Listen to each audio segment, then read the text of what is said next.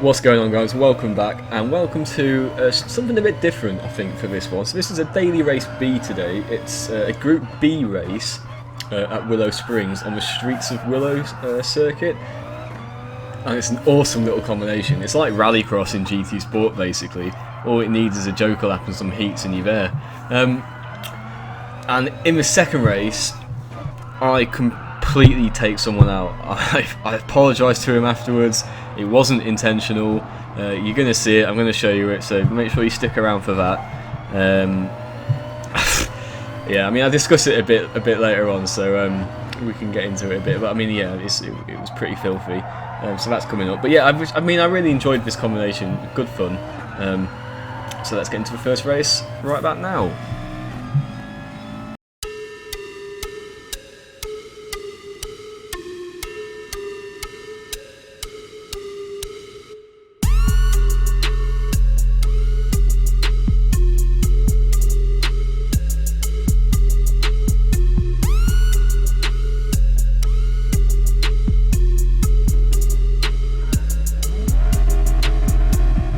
Starting fourth in this one. I think I tried the second gear. I thought last minute, or maybe second gear start, but no. The best way to get this car launched is half throttle in first for a little bit, and then just come in up to second once you get the momentum. And look at all this contact here. Everyone's overshot that corner. It's a very treacherous race bit for your SR and your DR. So bear that in mind if you're doing it today. But I mean, it's a lot of fun. You just got to not really care about that stuff, really. It's going to affect. I'm going to have to do some more dailies after having done this before I do the FIAs on Wednesday now, but that doesn't matter. I'll do it one evening or something, just to recover the SR, so I don't end up in like rubbish lobbies for the FIA races and don't get many points. But anyway, we've got a Peugeot in front. I think that's the Pikes Peak Peugeot, isn't it? It must be. Had the record last year, although it's been smashed now by an electric car, hasn't it? Or a hybrid, certainly. Anyways, we went to the complex, so very important to control your speed through there. Guy in the lead's got a penalty by the looks of it. It's probably going to be for track abuse. I think I get one as well a bit later. There's one bit on the track where it's very strict. Honestly, I don't really know the track that well. Certainly not where the penalties for track abuse are. You can swing out very wide there, so you can widen this corner. Peugeot left the door wide open, and he was cautious on the brakes, so we'll just take that opportunity straight through to P2, thank you. Here, again, you really want to be taking it right out to the edge of the track, certainly in qualifying, through the first, because it's a double left, isn't it, essentially? Although it's kind of a gradual one long apex. But anyway, I'm going to take it out to the edge of the track during the first bit, so you can widen the second and cut back the inside from the second for the next right-hander. Very technical track, actually. And again, like all the tracks, I only really know this one from go-karting, and not even on this game. It was in I think GT6 where I did a few go-kart races with this. So this is the first time I've done this track on this game. Certainly in the car. I probably karted it in the lobby the odd time. Really nice track, though. Actually, I like it. It's a good track. This bit's great fun. Hold on, let me get the cat.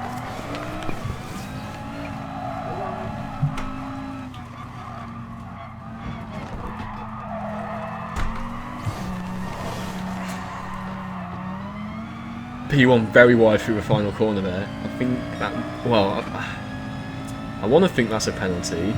Might not be though, because that corner, I don't know, you do kind of use a bit of exit. It might be part of it might be a thing that I need to explore a little bit more.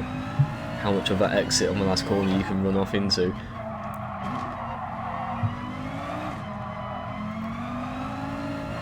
Yeah, come back left here, so you can widen this right-hander. And again, control the speed here, don't run it too hot, because you'll be too deep for this next bit.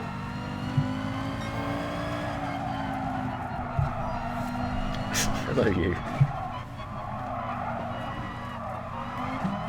This is where she comes and tries to like walk all over the keyboard, which she always does, even when I'm recording races as well. So you think I make a lot of mistakes when I'm racing. If I had a camera recording, all you'd see is just the cat jumping on the laptop all the time. And me trying to like batter her off.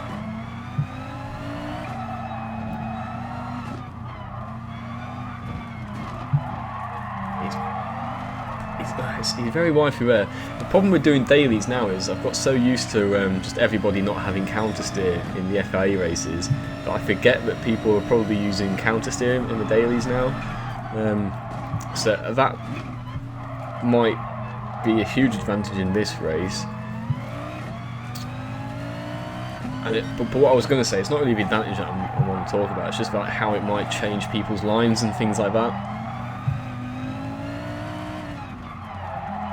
It might drive a bit differently.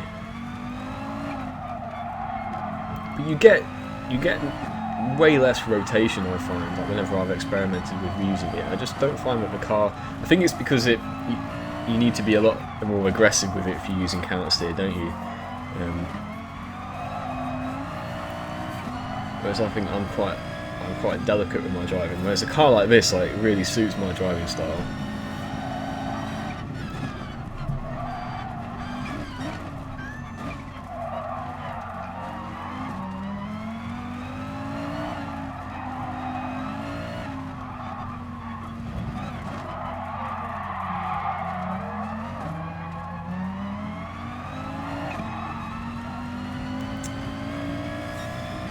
Yeah, okay, so you can use a little bit, but I wouldn't want to cross all wheels off the track there. I think that probably would be. Or look at that, massively overcooked it into turn 1.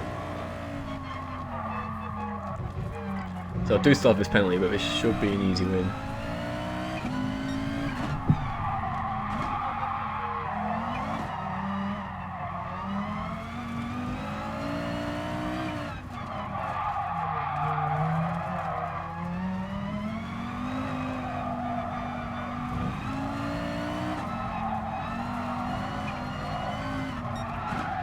Oh.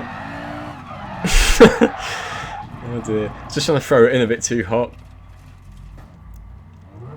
But never mind. I was just having a lot of fun in this race. Not trying to take it too seriously. This guy's up the inside, but he's not quite up the inside. So I left him in room, but then I think he sort of backed out of it, so good racing by both.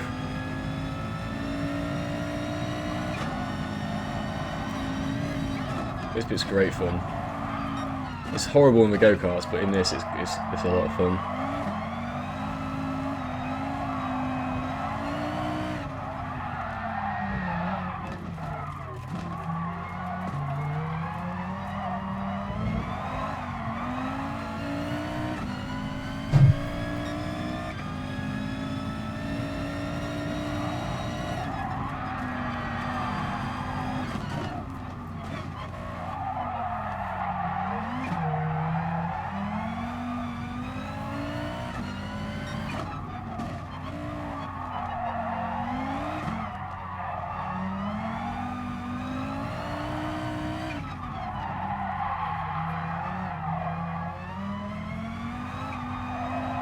And yeah, I make a massive mistake in the next race that I'm going to show you. I feel pretty bad about it, but I'm going to show it anyway.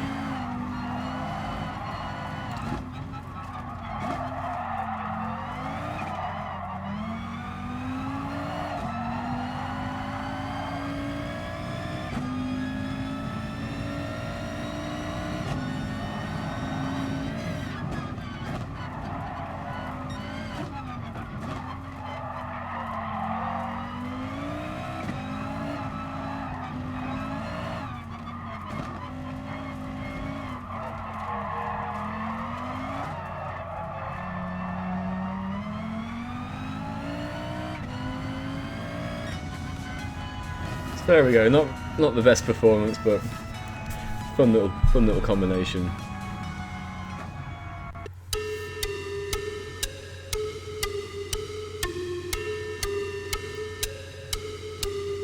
So P2 for this next one.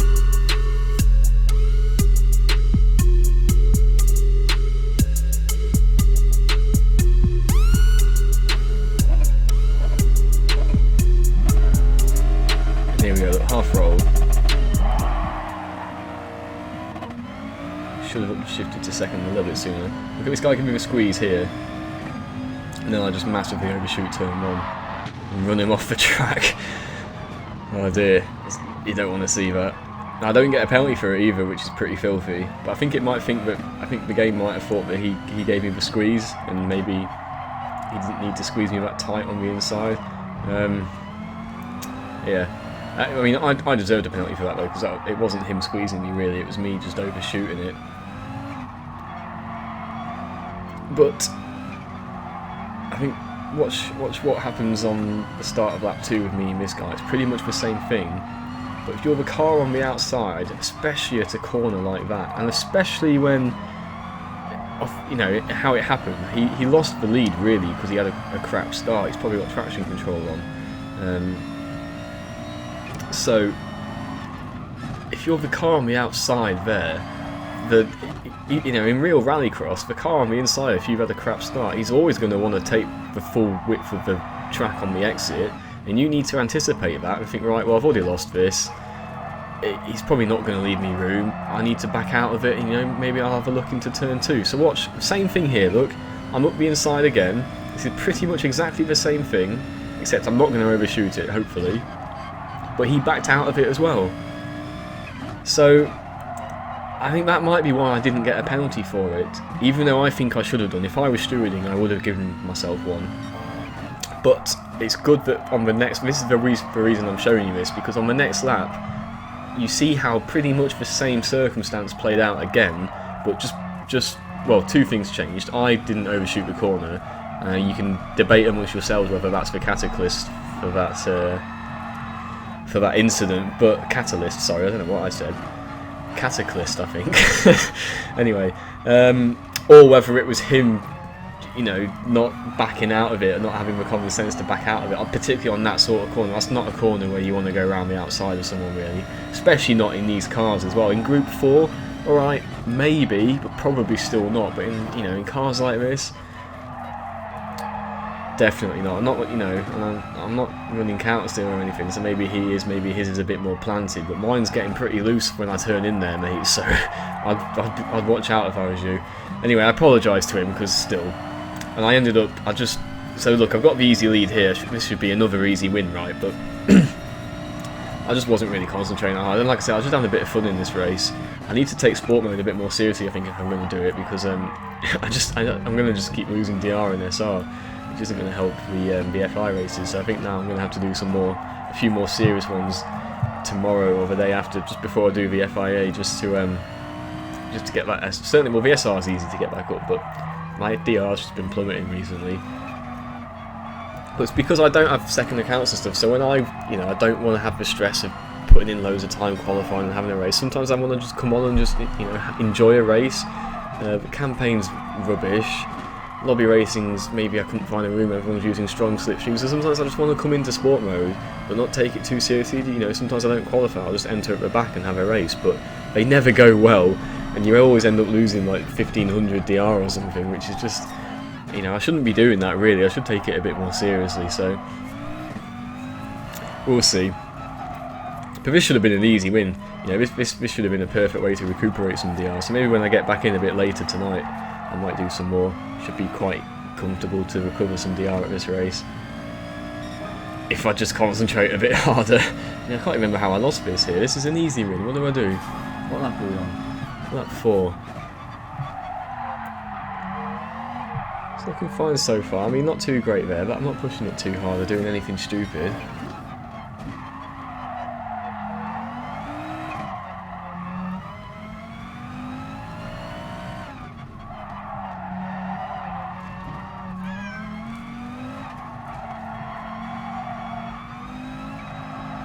Near where I lost it that last race. Oh, that penalty's annoying. That's the bit I was talking about right at the start of the video, I think, where I was saying about some of the track limits.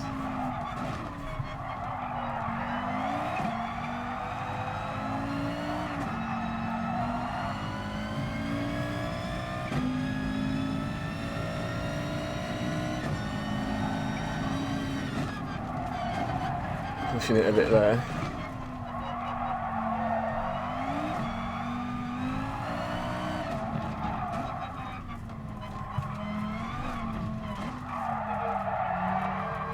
Yeah, maybe I was just trying to go for fastest laps and just fluffed it up. That's probably what's happened.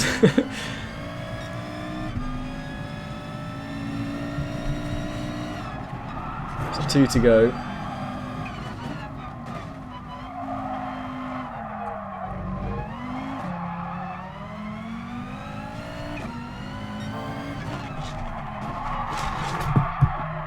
No, yeah, you see what I mean? You push right to the outside, right to the edge there, really, to get the optimal drive out the second bit up the hill, but in a race it's a bit sketchy. Watch that cone.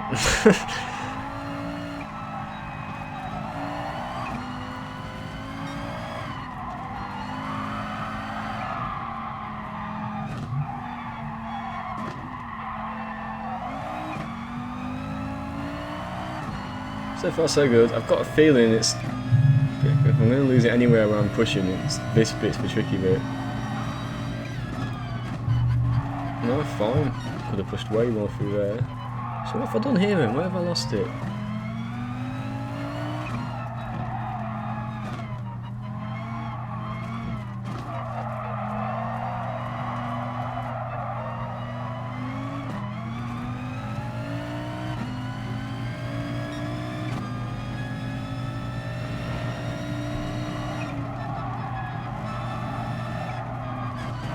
Oh yeah. Just completely missed my breaking point there. I was still in the lead. Oh, but there's the Brit who I sort of ran out of track at turn 1. Oh, that was it then. So yeah, I think I felt bad about that. I felt bad about that the whole race really. So I think I was just sort of not really trying this last lap since I already made that mistake and I saw him behind me. That'll be a penalty. Yeah, I just sort of backed off here, look. I think that mistake got me out of my rhythm a bit, but... so he should have the win now, I've got that penalty.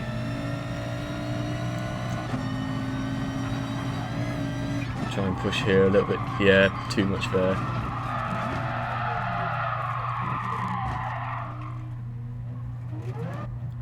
I don't mind, happy for him to have that win.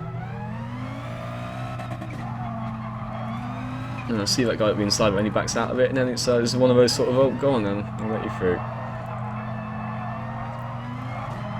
Saw that he had a penalty, so I figured it didn't matter, but look, he serves it, and then pops out in front of me. But never mind, there we go. Alright guys, so just a little quick one today, but like I said, I thought it was quite a cool little race. Really felt like you were doing rallycross. I hope you guys are doing well, and I'll see you in the next one. Alright, bye.